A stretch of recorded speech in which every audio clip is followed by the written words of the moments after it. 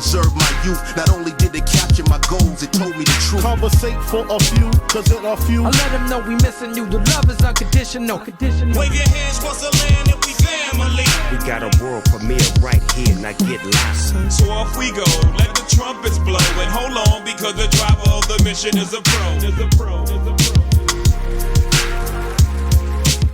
Yeah, I've been joke jacked in my face, and it's not always bigger comics. I've had a joke that I told. So I'm not gonna say the comic's name. He's a comedian, large, giant comedian.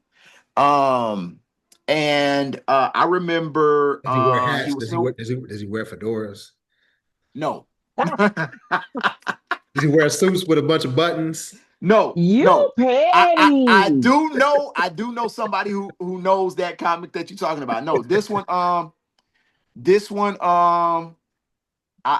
just say he has a favorite day of the week. And so he was filming a movie down here, and this is when I was on I was a morning show host here in town for Max 94.1. And they came through. And so me, excited young comic, I'm like, hey, man, I'm about to throw some of my stuff out there. I'm doing it, and these are jokes that I've used on stage. They are part of my routine. And I remember it was just like the episode of Martin with Varnell Hill. Remember he was like, what's that? And he started writing it down. The only difference was he didn't write it down. He said, oh, man, he kept saying it. That's funny. About a year later, it was in one of his specials. That is hilarious. And I was like, wow. Now, I didn't get upset because I believe that I'm creative enough, man. One joke ain't going to make me. But I do also believe that there is something that does happen that a lot of comics face where if you're talking about something topical or something that is universal, we are all pulling from the same divine creative source. I was going to say that. And so sometimes there are times I remember, man, this was many, many years ago, and I still occasionally use it. I have stopped using it as of, pretty lately, but a long, long time ago. I don't even want to date myself. But I used to have a joke about the ending theme song of the Jeffersons. And I would play different scenarios, and it was a joke that could be, used anywhere. I've used it everywhere from country and western bars to gospel shows to hood show. It is a universal thing that I used to use. Well, about 2 years ago, I was performing at a church, and I wound up telling the joke, and somebody said, hey, have you seen this chick? She wasn't a comic, not to my knowledge, but she said, yeah, she has this skit where she's saying, she does something to it. And I was like, oh, snap, let me check it out. And though it wasn't my joke, she's using kind of a similar premise. And so even though I'd been using it for a decade prior, I didn't want to continue to use the joke and have people accuse me of it because people don't want explanations. The first thing they just don't say is, oh, man, he stole it, not knowing that I had been using it for 10 years. You know what I'm saying? As a joke and as a closer, as a matter of fact. But yeah, I remember one time I was hosting a show and I introduced the headlining comic. And you know how you play, music and kind of get the crowd hype, and you just kind of doing that. And I had a joke that included a certain song. And when he came on stage after I introduced him, he continued on to play on the bit. Fast forward a year later, he comes back in town. I'm hosting the show. He does the joke. And I'm like, yo, that's whack. That's my joke. I did that. That's my joke. That's whack. Yeah. My joke. Hey, so let me ask you this. Let me ask you this. Keep it real.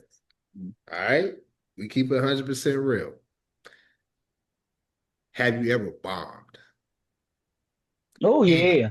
And when you bombed, how did you get past it? How did you, because I'm sure you bombed, but you had to go back on the stage again, right? You didn't let that stop. Yeah. what happened No.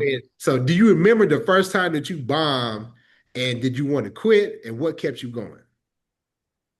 Can I do ladies first, Tony? I'll Yeah, no, speak no, no. up. Go ahead. It was his room here in St. Louis.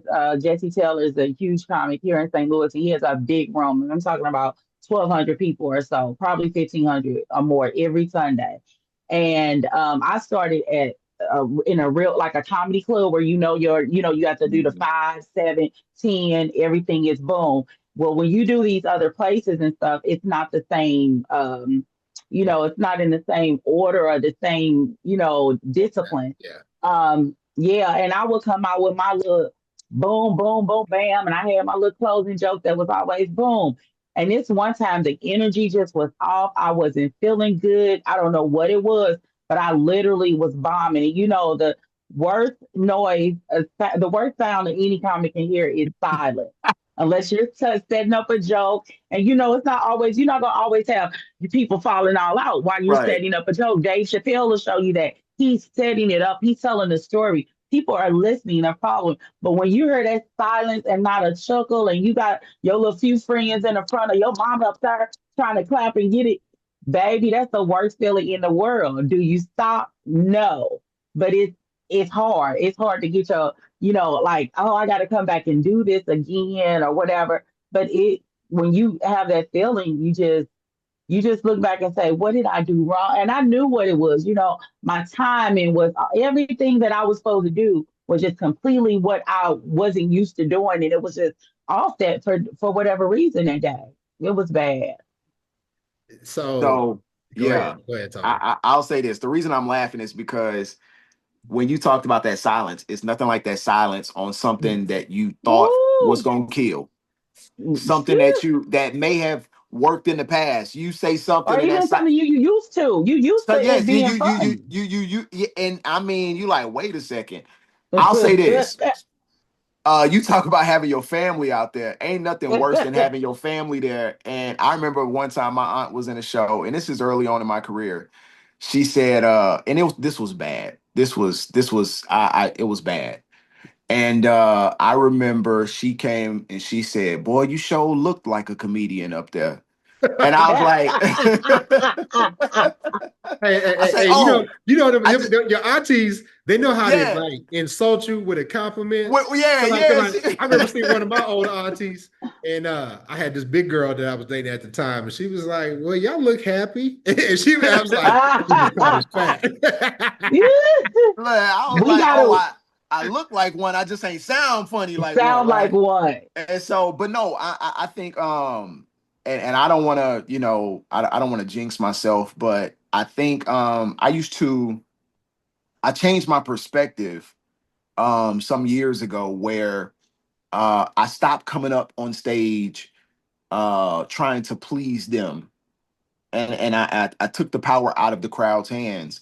And now when I get on stage, it's not as if I'm coming up, wanting you to laugh to give me affirmation. I'm coming on stage already knowing who I am. And so now I come straight Mm, out and now I'm giving it to you and I'm serving as your entertainment. And so when I hmm made that flip and that switch, I saw, my performances, really go to another level. And it really, mentally was better for me. But to answer your question, I don't know about you, Kim, but after I bomb or have bombed in the past, the first thing I want to do is get back on stage, get that stench off I me. yeah, I gotta yeah, I I got to gotta get that off give me. I I have got to to get give my my gangster credit. back. I got to get my Yeah, gangster back. yeah. Cause I was like, oh, and even Jesse was like, Kim, what was up? I was like, how, like, Yeah. and I'm like, like it was everything was wrong. I remember one Yeah. time, y'all, I get really bad migraines. That's another reason why I've had to, you have to take some time. Sometime when you're not Mhm. in a mental place, you can't give that energy to people. So one time I was so sick and in so much pain, I got on stage and Tony, I don't know if this ever happened to you.